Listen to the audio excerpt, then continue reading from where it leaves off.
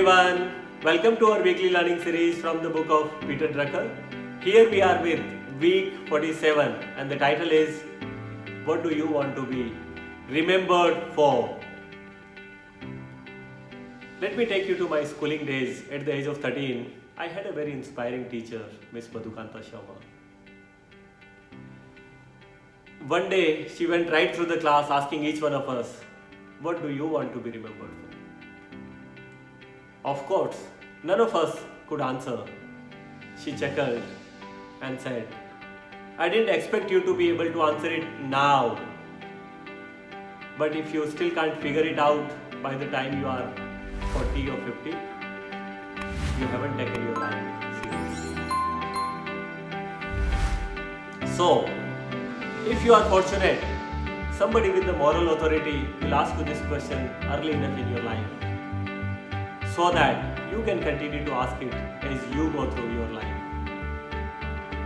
Interestingly, as we age, answer to this question also changes.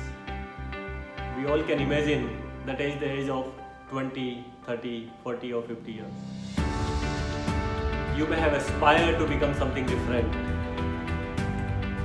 Answer to this question should change with one's own maturity and with the changes around the world.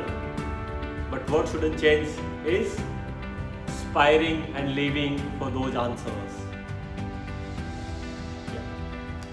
Believe me, there is no more fundamental question than this. It's a question that induces you to refocus yourself.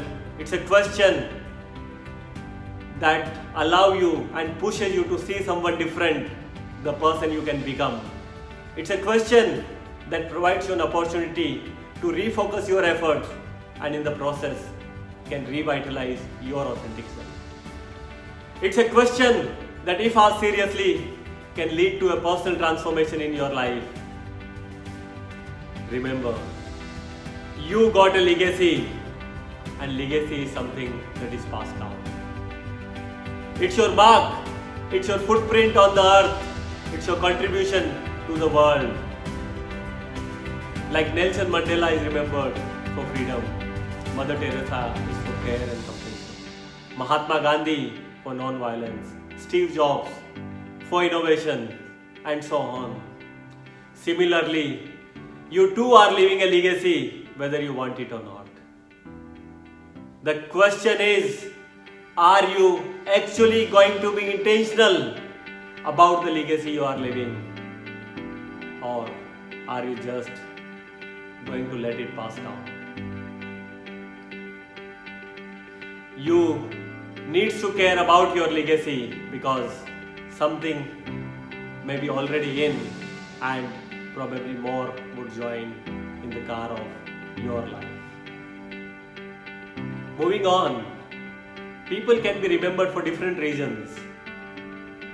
What's important to one person may be of least importance to another. So how to figure it out for what you would be remembered for? Stephen Covey, the famous author of 7 Habits of Highly Effective People, has suggested a beautiful activity. Let's go through this journey. In your hindsight, think that you have been called for a funeral. You arrive to that place. You enter in that crematorium.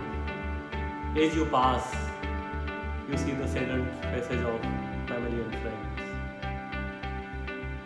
You reach to the deathbed and you come across with yourself.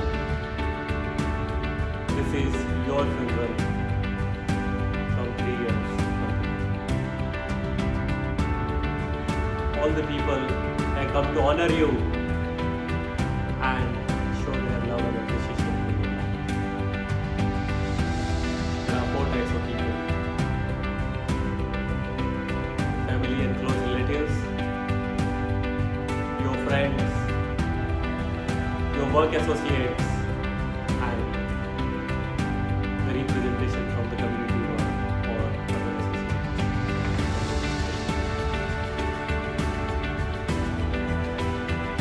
Think deeply.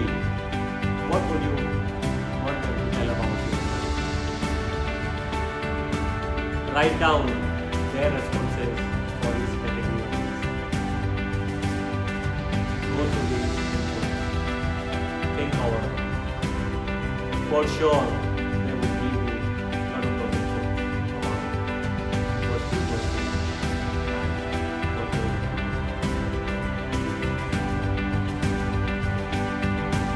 Similarly, for me, I want to be remembered as a person who always had a smile on his face,